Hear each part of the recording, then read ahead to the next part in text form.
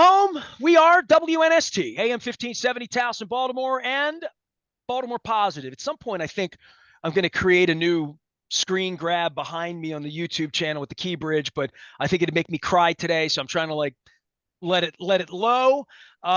We've talked about a lot of stuff here since I've been back. I was in Florida for 6 days, 3 days of spring training, almost 4, 2 days of having the owner of the Ravens and the general manager of the Ravens run from me in the middle of the night. And John Harbaugh's press conference, the death of Peter Angelos, Jackson Holiday's not on the opening day. I mean, all of this stuff that's happening.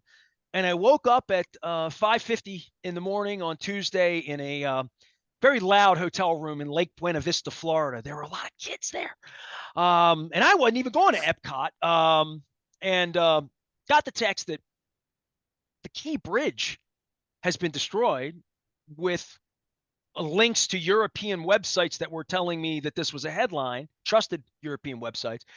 And I put the television on, and the first thing I saw in my hotel room at 5:51 in the morning was Johnny O in my hotel room in Florida at this press conference. And I'm reaching to everyone I know in my space. Wendy Bronfein, not just our friend, but also chief cannabis officer here at WNST, to educate us on all things medicine and otherwise, but really a Baltimorean. She's wearing her Orioles gear. We're slated for maybe a beverage at the Nestor at Fadley's prior to a game, and we're putting the crab cake tour down at Fadley's in 2 weeks. I'm wearing my Costas shirt because business is going to be affected by this everywhere around. And Wendy, first off, welcome in. I don't want to. It's just a somber tone for everyone, And if I tell the story about how my Uncle Norman drove me over the bridge in 1977, it gets dusty in here. And I think for everybody in Baltimore, I've been reached to by people all over the world asking how we're doing.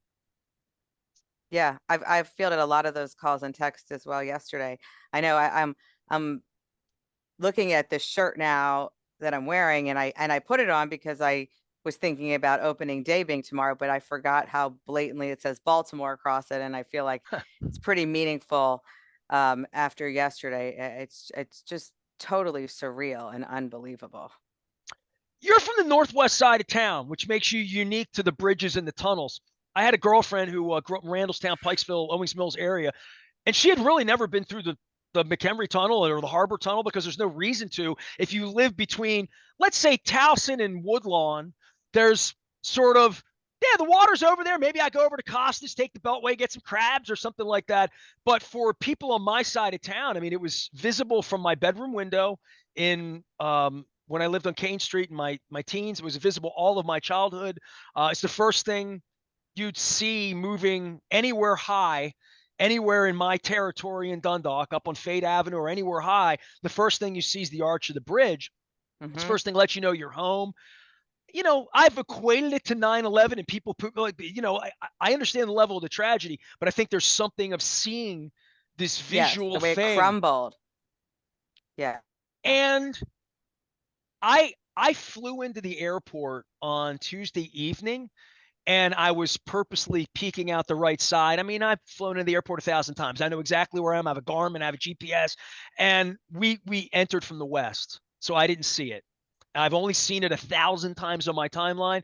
But when I go if I go to Costas tonight, and I very well may, and I look out there and it's gone, I'm going to freak out.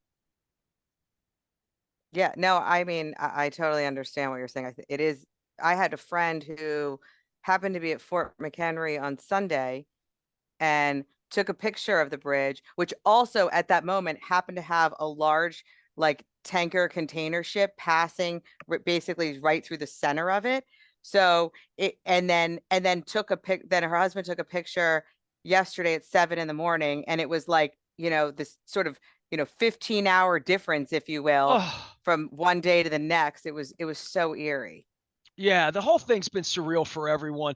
Did you use the bridge much? Because I literally, I think there's a lot of people in the northwest side of town that's just, Bill Cole came on. He was my first guest, after the tragedy early in the morning on Wednesday. And, he said it was always sort of like an escape route, for anybody that has a business or was going to the airport, or it was the way as a kid, I used the bridge whenever we went to Ocean City. So if you were going across the bridge, we're going to the beach. I mean, it was like party time, let's go. We didn't, and the tunnels were more for the airport and certainly being where I lived, Kane Street, Eastern for a long time, and even into White Marsh, just used the McHenry Tunnel because it was wider, better, faster. But I'm a little older than you even, and but I remember when there was only one tunnel, and Baltimore was a nightmare for everybody. Anybody was going New York to Florida, anywhere in the corridor, one road, two lanes, drive the Harbor Tunnel. Some of us will, now have to now over the next 5 years, 10 years, however long it takes. And Baltimore was a traffic nightmare. And the Key Bridge was always like peaceful. There weren't a whole lot of cars on it. And for me, I'm wearing my Costa shirt, even though this is a Curio Wellness segment. Wendy Bronfein's our guest. I met my executive producer, Ray Bachman, over at Costas 2 weeks ago. And he lives in Pasadena. And he said, yeah, man, all these years, I can't believe I've been over to Costas more often. I love it. I'll come over here. 10-minute drive. It's quick. It's quick. It's quick. Oh my God. I mean, it's spooky now, right? And because and I'm just hoping the businesses on the peninsula that we all stick together and understand, like, one road in, one road out in Dundalk now. And there's almost a feeling about that's a little weird, even for a guy that literally, the neighborhood I grew up in, Wendy, like right at East Point Mall, we were equidistant from all three passageways. Getting to the harbor, the Fort McHenry, or the Key Bridge were all 3 miles, literally one way or another. It just depended on whether you wanted to get spit out on Fort Smallwood Road, or whether you want to get spit out in Brooklyn, or whether you want to get spit out at the foot of the city because you're going downtown to Camden Yards, let's say, right? So I'm old enough to experience all three ways and all the good, the bad, and the ugly. The Key Bridge was peaceful. It was the only easy way to get anywhere, Well, I hadn't considered until like when they were discussing it, sort of from the shipping perspective, the hazmat issue with the tunnels that the bridge provided, and that without that, there's like a 30-mile detour. And I was thinking about it yesterday, and I thought, well, we're all over the news today, and we're usually talked about for other things. And I thought maybe as awful as this tragedy is, there's so much conversation around the commerce that we provide that maybe this can help shift our narrative, and people think of us in a different way because how crucial our port is, the systems that come off of it, the businesses that support that, and that it sort of starts to change kind of what people reflexively think about us when we're talked about. And Bill That's my hope. Bill Cole being the smartest guy in the room around here from Cole Roofing, we were talking about like how it gets rebuilt. I mean, obviously the dredging part and getting the port open and the loss of like all of these things that are short-term issues, and Joe Biden saying, hey, we're going to pay for it. We don't know what it is. And we thought, well, could they build a tunnel? Well, then the hazmat issues. It has to be a bridge. So you eliminate that. Well, what about the maglev? We're trying to build that on the East Coast and do other transportation. So why don't we build a super bridge? And blah, blah, blah. And maybe that really means that Dundalk will be the new West Palm Beach one day, 20 years from now. You know what I mean? Like, so there's so much. I always use this. I've gotten very spiritual lately with this one. Deepak Chopra, one of my spiritual gurus, who I bumped into on the street in New York one day. It was weird. He mentions pure potentiality,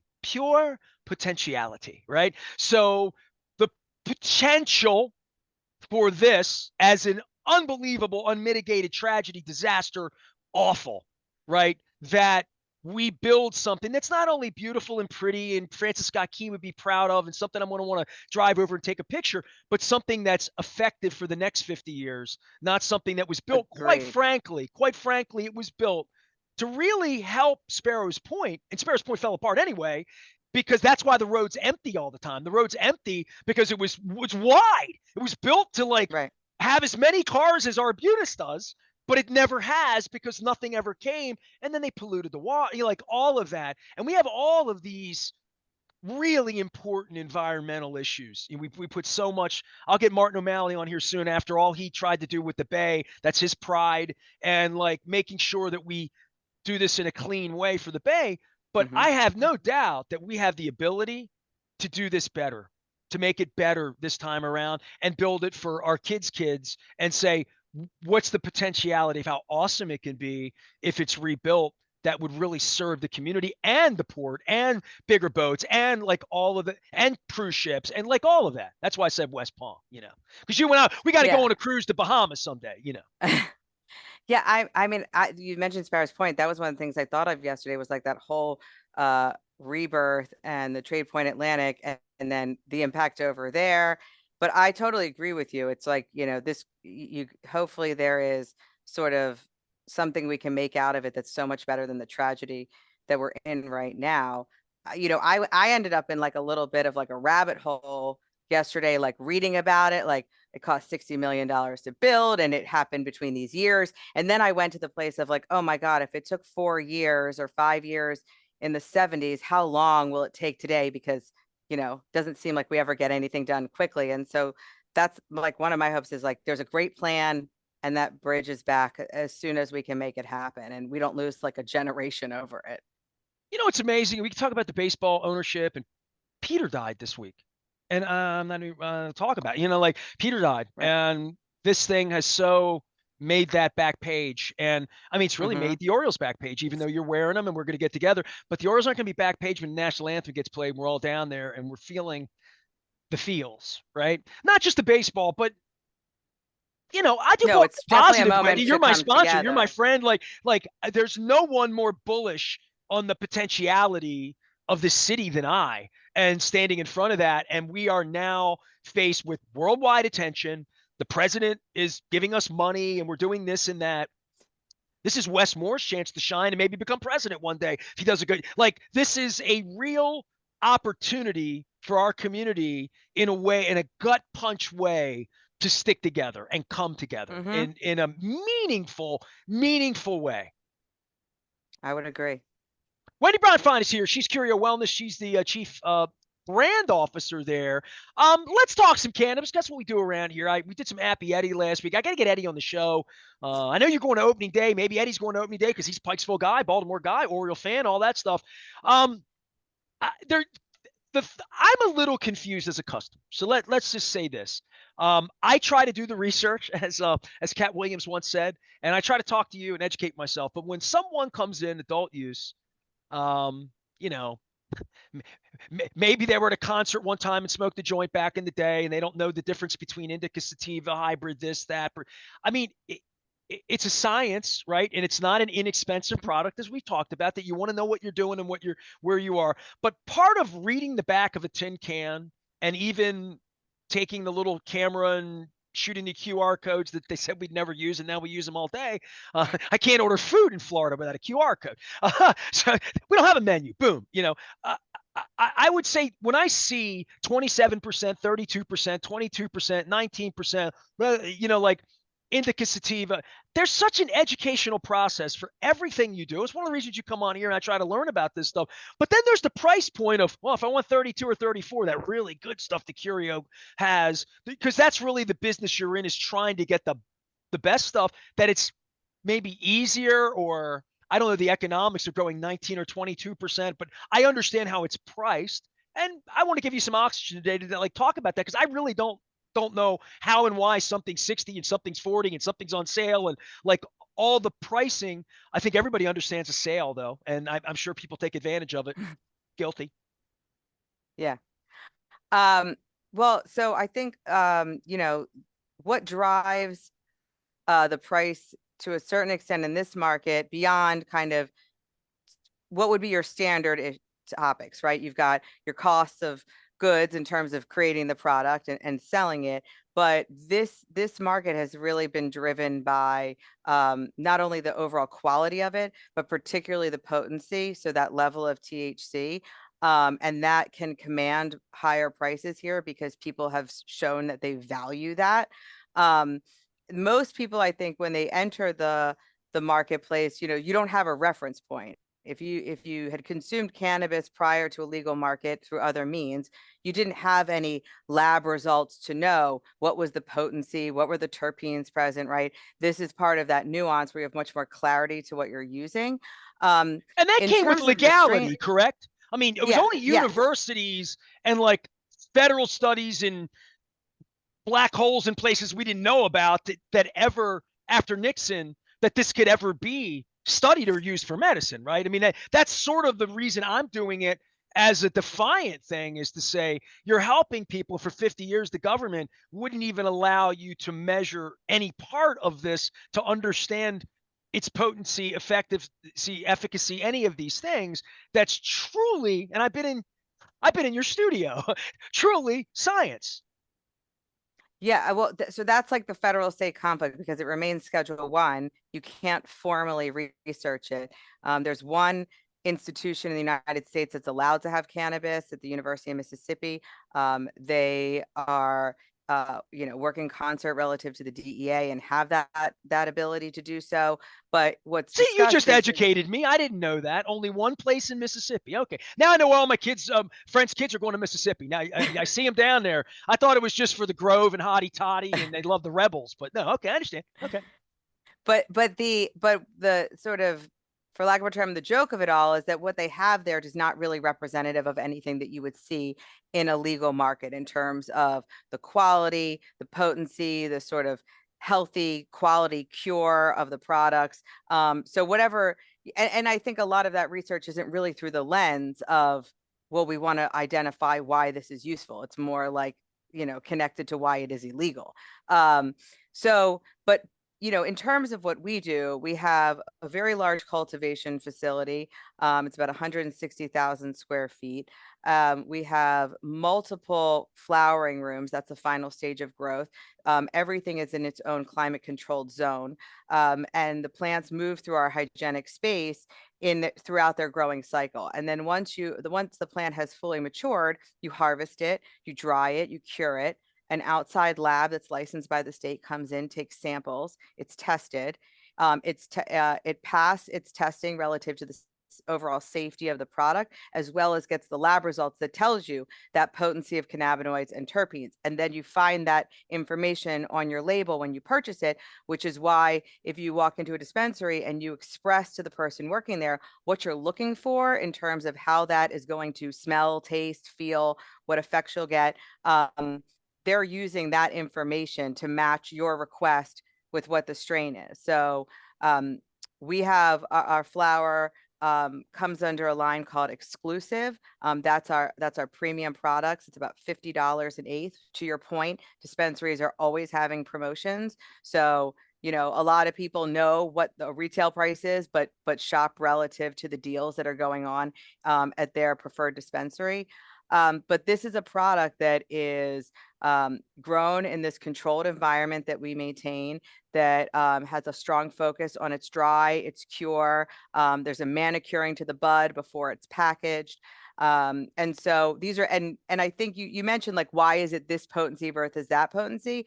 In the, what's it been now? In the 7 years that we've been growing, the better the building, we'll call it, is tuned to the growing process, and the more we sort of attenuate our style, the better we can deliver from the plant, right? We let it express itself at its best way. So there are strains we've had over the years that started at a lower potency, but based on our environment and how we take care of it and kind of keep it in a healthy, natural growing environment, it starts to express itself in a better way. And we end up with stronger test results or more biomass from it in the future. And the only other thing I would say is we have a plant sciences team that's part of our cultivation.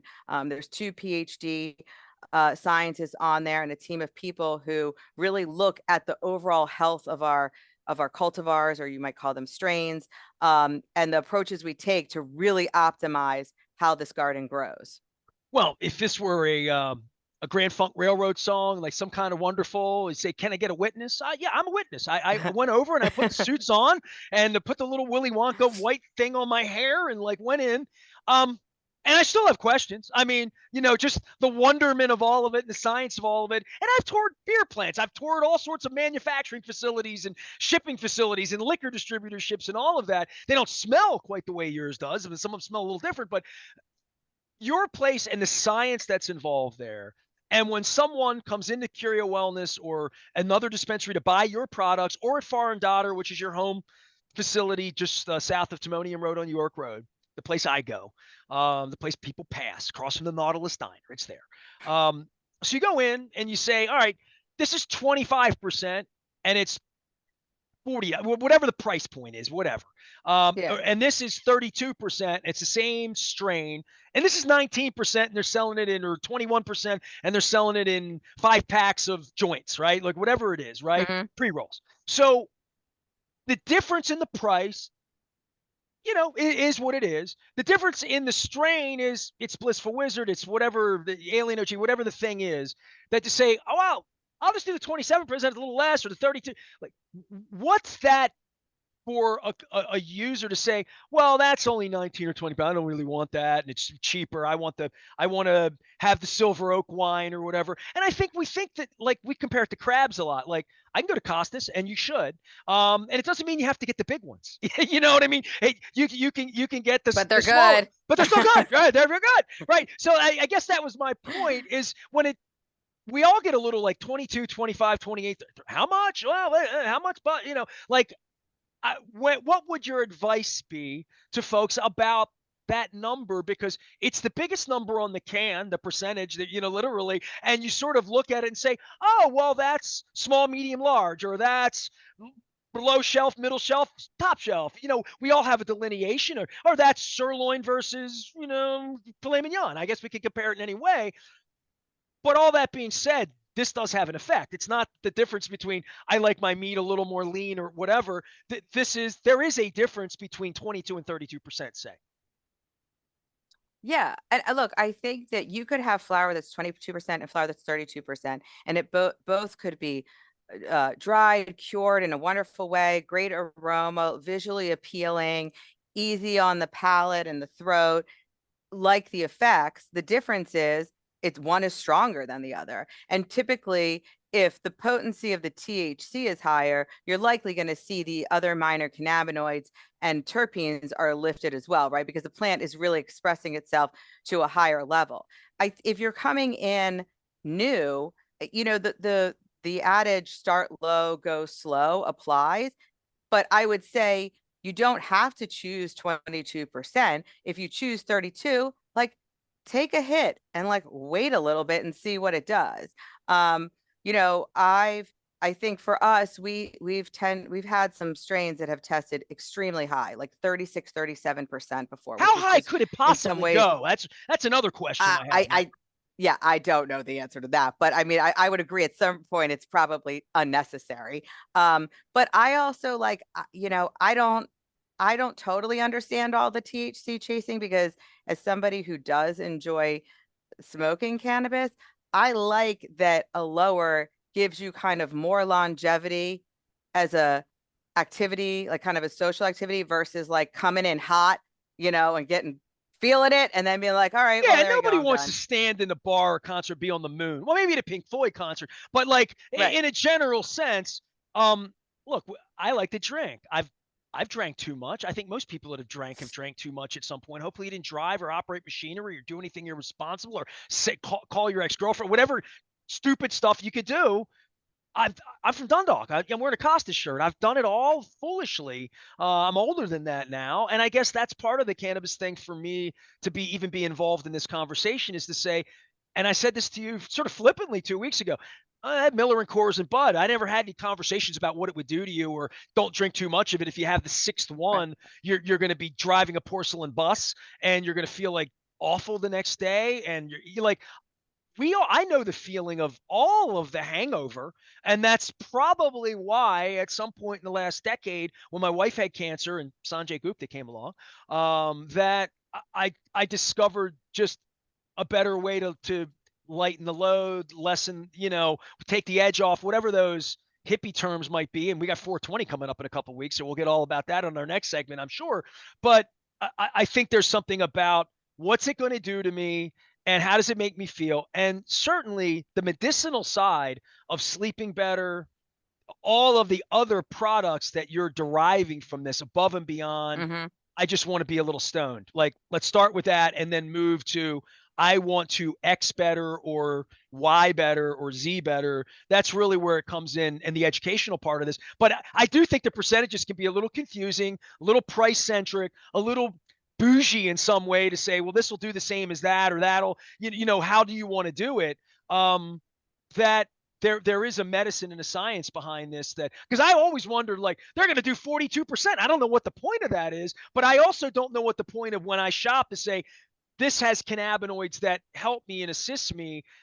How does the price point, how do I choose better? That's all.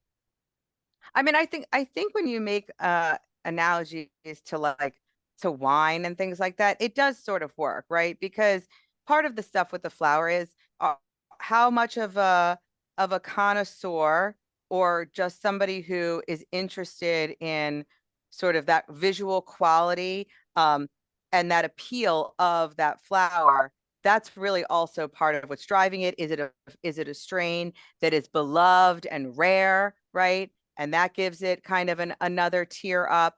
So, you know, the exclusives that we do kind of meet a many a factor, right? They do tend to have higher potency. They are smaller batches. They're more exotic strains. They're going to be available in limited locations. Well, the other part of this, though, Wendy, You know, they come and you they could not go. So grow a that's part of what's 33% plant at happening home, there. right? I mean, it would be impossible to grow a 33% plant at home. Like, the only way, the amount of science and the amount of care that that goes into making a better batch of wine, a better grape, a better vintage, that is really, really hard to do for all of you who are trying to do it, right? I can't speak to that because have zero perspective on doing it like at home. No, I I'm don't not think that saying that. I'm anyone, just saying that no, the but I'm saying conditions, right? yes, I think, you know, we have, so the individuals who have come in over the years to work and run our cultivation, you know, they sort of tease like what they love is they get to play Mother Nature, right? So if plants need you know, light, temperature, humidity, CO2, you know, if you're outside or wherever you are, you know, it is what it is. But in these rooms, we can condition it to optimize like the light. It's the ideal light, the right amount of CO2, the perfect feed, watered at the exact cadence they want. So, you know, we can play Mother Nature and really express the plant to the best of its ability. And really, you know, kind of deliver these quality and repeatable products. I think that's part of the biggest piece here is that if you walk in our garden, you would see that the tables of plants are completely uniform by strain. There aren't irregularities in what's tall and who's short and who's wide. And they might change by cultivar, but a single strain, they all look identical. They're all growing in a similar look. They're pointing right to that light up there, which is their sun. And they're just very beautiful and healthy. And that environment allows us to really deliver a quality product. And more than anything, that product is then tested before you buy it. And you know it's safe and that no pesticides, metals, molds, microbes, anything remains in there. If Yeah, it drinking ever coffee, was, learning which it about wasn't in ours. cannabis with Wendy Bronfein here, and making it all happen. She is the chief brand officer at Curio Wellness. So you can find them over at Far and Daughter. You can go to farandaughter.com. You go to CurioWellness.com. You can find us in front of Baltimore Positive, all of those good things. And we began this thing with certainly key bridge thoughts. And I want to end it with some Orioles baseball because you're wearing your orange shirt. I got my purple shirt with Happy Eddie 2 weeks ago, so I'll be wearing that for draft week. You also have 420 coming up, which is a big holiday. So we'll have a little bit of fun with that next couple weeks. Orioles and ownership and all of this stuff. This is there's going to be a lot of emotions when the national anthem's played here in Baltimore this week and for a long time. That And for O any, is going to get, yeah, that it's, O is going to get yelled extremely loud tomorrow. but It's going to be intense. this is exciting. So I want you to have a home run strain for us sometime soon, or a pennant race something. I'll come. I'm always trying to name your plants. So just go. You came up with a Happy Eddie. You've inspired me that there could be a Nasty Nestor or a home Yeah. run something something. So I hope to see you at the ballpark. Thanks for all the education and certainly the story you had about your friends with the pictures. Make sure you copy me in on that because I'd like to share that from Fort McHenry. You got it. I've been looking for pictures of the Key. I've seen so many because they're all images of my hometown. They're all images of the icon that I'll never see again, which is really, really weird. So we're in a weird spot here with the Orioles. I just got back from the NFL owners meetings. Luke's going to be joining us here to talk some Oriole baseball as we get into the weekend. No April fooling here at all. We're full steam ahead. I'm Nestor. We are WNST AM 1570. Towson, Baltimore. We never stop talking Baltimore positive.